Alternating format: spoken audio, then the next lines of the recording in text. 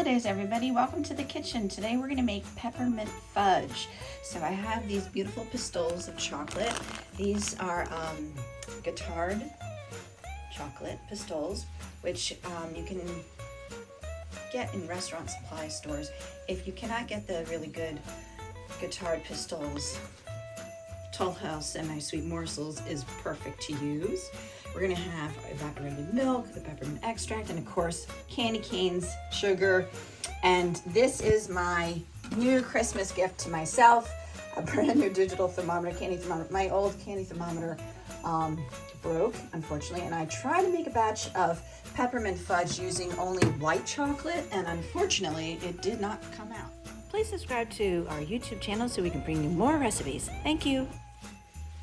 Here's my white chocolate peppermint fudge, and as you can see, it did not set. So what was the problem? I did not cook my sugar hot enough. So I recommend, if you are going to make fudge, please get a candy thermometer. I am a pastry chef. I should know how to do it properly. I am embarrassed, but my old candy thermometer wasn't working. I didn't do the softball test where you put it on a plate and make sure it comes to softball. I was rushing, and ends up happening is it's completely destroyed, and I probably have to throw it out unless the kids want to eat it with a spoon. So first step, we are going to unwrap all of the candy canes, and then I'm gonna put them in a bowl, and then what we're gonna do is we're gonna put them in a Ziploc bag, small batches at a time, and then crush them. I can use my rolling pin or a pan, anything to tap it. You don't want to break it too hard because you will rip the bag. So that's why you want to do it in small batches. Or if you want, you can also put them in your Cuisinart and Robot and blend it until they've broken up.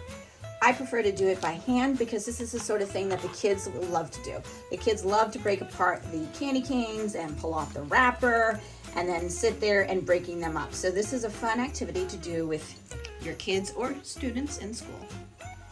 I've peeled all of the candy canes. Now I've got some here in my Ziploc bag. And I just want to, here's my rolling pin. I'm just going to gently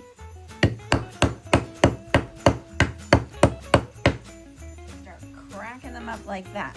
Let me see, maybe I can even use my, yeah, you could even use the can if you want. And do it in small batches because you don't want your bag to break. You're gonna have to keep repeatedly smacking it. If you find that your Ziploc bag is breaking too much, double it up, put 2 Ziploc bags.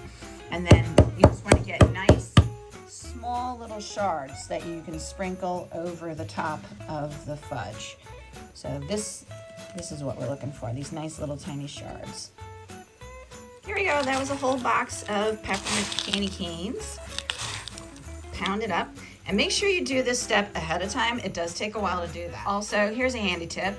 Earlier this year in October, I did see a Brock's bag of candy canes crushed already in the baking section at Walmart. I didn't get it because I thought it was too early, and then after Thanksgiving, I tried to get that, and it was completely sold out. So if you do see it early in the season, pick it up then because it will be gone. So it is a real time saver to get it already crushed for you because that does take a lot of time. Here we have our mise en place. So we have 18 ounces of our Guittard 61% pistils. And again, if you can't get that, obviously use Nestle Toll House semi-sweet morsels, and that would be 3 cups of these.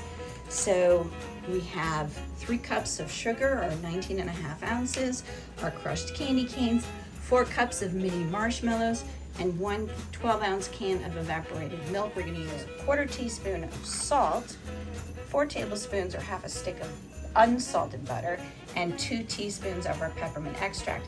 What we're gonna do first is we're gonna get the evaporated milk, sugar, butter, and salt into our pot and bring it, what we're gonna do is we're gonna bring it to softball stage. Softball stage is between 234 degrees Fahrenheit to 240 degrees Fahrenheit.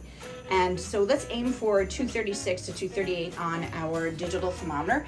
And we're gonna get that into a heavy bottomed saucepan. We already got all of our ingredients in here. We're gonna stir this together, and over medium-high heat, we're gonna bring it to a boil, and we gotta stir. So once it starts boiling, we're gonna continuously stir until it reaches 236 to 238 on our digital thermometer. Now it's going to take a while. You have a rolling boil going, and we want to keep stirring it and make sure you get into the edges of the pot. So keep stirring this. You need a wooden spoon to do it, that's best. A long-handled wooden spoon is better. And then here's our digital thermometer, and we are at 220. We want to get to 236. All right, we're getting close. We're at 233. And sometimes this can take a while. 234, 235. As soon as it hits 236, I'm going to turn off the heat. And I've been doing this for 236. Okay, we're turning off the heat, and we are going to add in our marshmallows and our chocolate right away. And we want to stir continuously and melt all of those. And our 2 teaspoons of peppermint extract. So now you got to stir vigorously. Get all of that melted together. Get all of those marshmallows melted.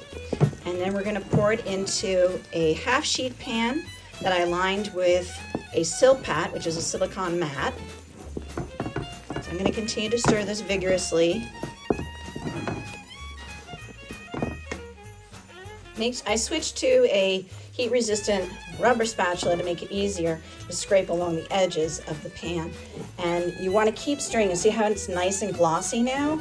There's a shine to it. All right, and then we're going to get this into our half sheet pan. Now I'm going to use my offset spatula to spread this out, and you want to get this spread evenly all the way to the edges. I sprayed the edges with non-stick cooking spray, and we're making a lot for the holidays. And we want to do this quickly because we want to sprinkle the top of the fudge with our candy canes. And now I'm going to sprinkle it with our peppermint.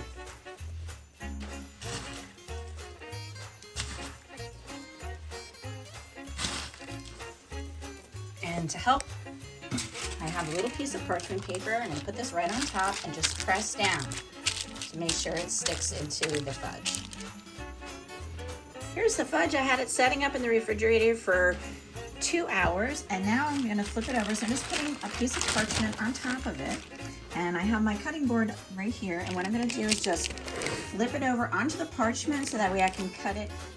And now because I used a Silpat, which is a silicone mat, on the bottom of our half sheet pan, I can just simply remove this, and now I'm going to cut it. So I'm going to score it and cut.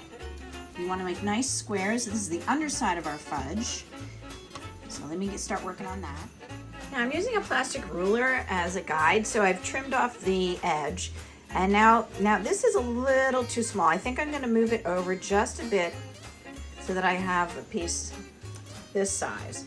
And what I'm going to do is, these are for Christmas gifts to go into sort of like little food baskets. I'm going to put 4 of these pieces. I'm going to cut this way, multiples down strips, and then I can rotate my cutting board and then cut squares.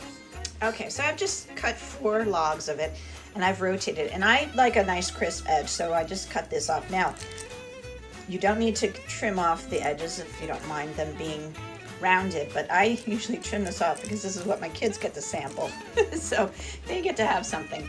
And again, we're going to measure this way with that little bit of extra and score it first with our knife.